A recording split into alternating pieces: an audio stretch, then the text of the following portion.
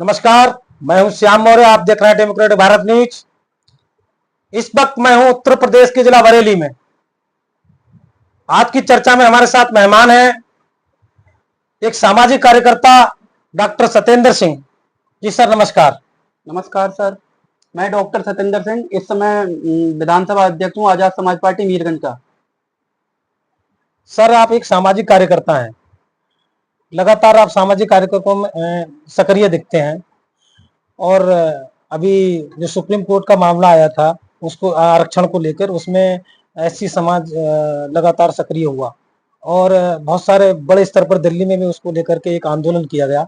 उसमें आप भी बड़े स्तर पर एक सक्रिय दिखे, तमाम साथियों को लेकर के आपकी जो वीडियो वायरल हुई, तमाम ऐसे लोगों को लेकर के आप वहां गए। इस तरह के काफी पीछे आपके कार्यक्रमों में हमने देखा है कि आप लगातार सक्रिय दिखते हैं। तो सर इस तरह के कितने आंदोलन आपने अब तक किए हैं? मैं अब तक अपने जीवन में बहुत से आंदोलन कर चुका हूँ। मैं पहले कुछ साल पहले मूल निवासी संघ का जिलाध्यक्ष भी रह चुका हूँ। सर ये मूल निवासी संघ क्या है? मूल निवासी संघ एक वाम सेप की विंग है। ये वाम जी। सेप की विंग है। इसमें मैं मूल निवासी संघ का जिलाध्यक्ष भी रह चुका हूँ। तब मैंने नई शिक्षा नीति और मनीषा हत्याकांड और तमाम सारे जो हमारे समाज के साथ अन्याय होते थे उनके खिलाफ मैंने आवाज उठाई है। सर ये जो मूल निवासी शब्द की आप बात कर रहे हैं, तो ये मूल निवासी लोग कौन होते हैं?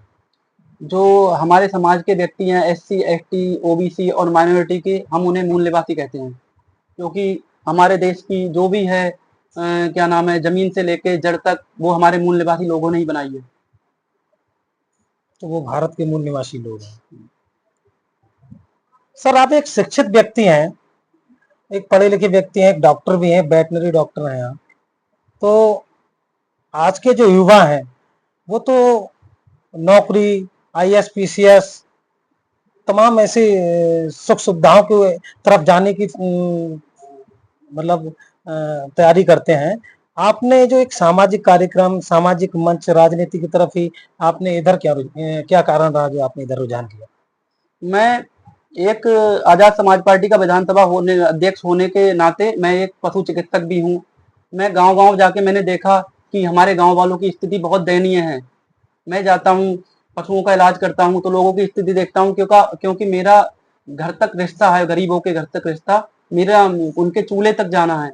मैं जाता हूँ तो देखता हूँ उनके घर में पढ़े लिखे व्यक्ति भी हैं, लेकिन उनके पास रोजगार नहीं है और उनके पास घर नहीं है, उनके अच्छे बने हुए गलियां नहीं है उनके।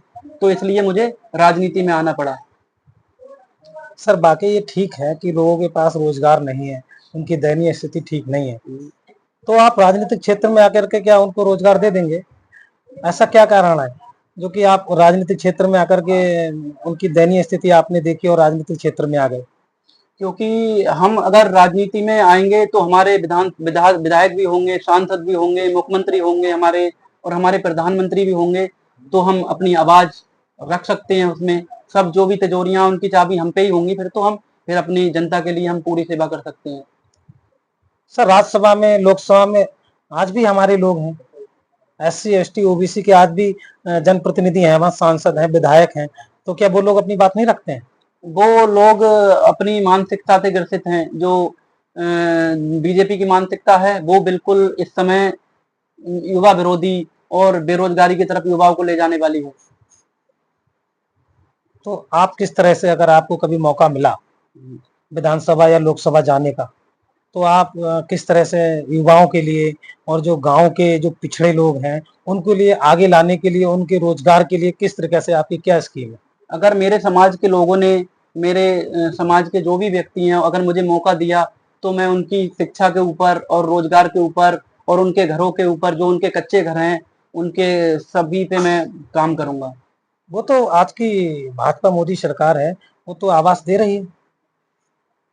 तो मोदी जी कर रहे हैं, मोदी जी दावा भी करते हैं, भाजपा सरकार दावा भी करती है, तमाम ऐसे लोगों को आवास दे रही है। तो सर इसमें तो क्या है कि आप नया कौन सा करने वाले हैं? नहीं, वो से केवल कागजों में है, लेकिन हकीकत में जो हम गांव में जाके देखते हैं तो आज भी बहुत से लोग हैं, बहुत गरीब हैं, गरीबी रेखा से नीचे अपने जीवन यापन कर रहे हैं। वो अपना घर गलियों में बनाए हुए हैं, कच्चा घर है उनका।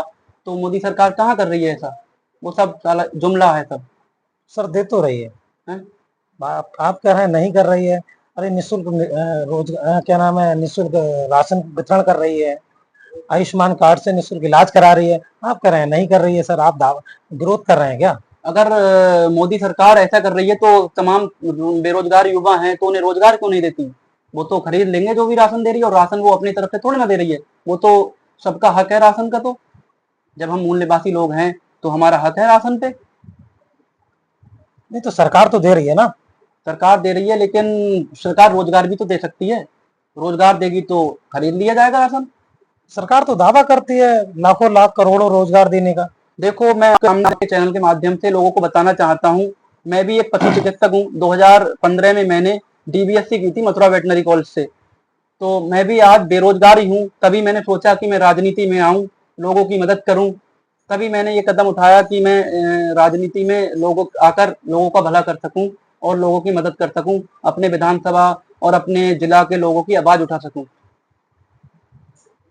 तो सर आगे की आपकी क्या रणनीति है? कभी अगर आपको विधानसभा या लोकसभा लड़ना होगा तो आपकी क्या रणनीति रहेगी? अगर मेरे समाज के लोगों ने, अगर मेरे मूल निवासी लोगों ने, एससी एसटी माइनॉरिटी के लोगों ने मुझे अगर मौका दिया तो मेरी आगे की काफी रणनीतियां हैं। वो मैं आपको अभी नहीं बताना चाहता। हो सकता है आगे कुछ और हो। तो आगामी जो विधानसभा चुनाव है या लोकसभा है, आपकी क्या दावेदारी उसमें रहेगी? मैं हमारे दर्शक ये समझे कि आप लोकसभा या विधानसभा में दावेदारी करने वाले हैं। देखो, इतना प्यार मुझे मेरे समाज के लोग दे रहे हैं, अगर उनका ऐसा ही प्यार मुझ पे रहा तो हो सकता है मैं आगामी चुनाव को लड़ूं और उसे जीतूं भी। सर आप अभी वर्तमान में आजाद समाज पार्टी के विधानसभा अध्यक्ष मीरगंज हैं। अभी आगामी जो चुनाव आने वाला है यूपी में जिला पंचायत का, उसमें आप लगभग कितनी वार्डों पर अपने जिला पंचायत के प्रत्याशी लेकर के आने वाले हैं? हमारे जो विधानसभा में अभी जो हमारे सभी वार्ड हैं, उस पे सभी पे हम आजाद समाज पार्टी से प्रत्याशी उतारेंगे और उन्हें जिताने का भी काम करेंगे। सर आपकी पार्टी जो आगे आगामी विधानसभा चुनाव होगा वो किसी के अलायंस के साथ चुनाव लड़ेगी या अपने दम पे चुनाव लड़ने वाली है? वो तो आगे देखा जाएगा। अगर वैसे तो हम अपने दम पे चुनाव लड़ेंगे। आजाद समाज पार्टी, हमारे चंद्रशेखर आजाद जी हैं जो हमारे बड़े भाई हैं, उनका जो आदेश होगा उसी अनुसार चुनाव लड़ा जाएगा। सर आपको क्या लगता है बहन जी के रहते आप आजाद समाज पार्टी को खड़ा कर पाएंगे? बहन जी भी हमारी ही है, वो हमारे समाज की ही है बहन जी। हो सकता है बहन जी हमारे साथ आ जाएं। अगर हमारे साथ भी नहीं आएंगे तो हम अकेले चुनाव लड़ेंगे और जीत के भी दिखाएंगे।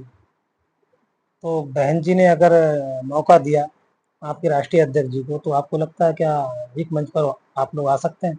हो सकता है बहन जी और हमारे चंद्रशेखर भैया एक ही मंच पे आ जाएं। तो अभी आप कुछ निश्चित नहीं कर पाएंगे? अभी कोई निश्चित नहीं है, हो सकता है। बात चल रही है बहन जी से, अगर वो मानती हैं तो हो सकता है आगे एक अलायंस हो जाए दोनों का। ठीक है, तो ये थे हमारे साथ डॉक्टर सत्येंद्र सिंह। बने रहिए हमारे डेमोक्रेटिक भारत न्यूज के साथ। सब्सक्राइब कीजिए, लाइक कीजिए। जय लोकतंत्र, जय संविधान।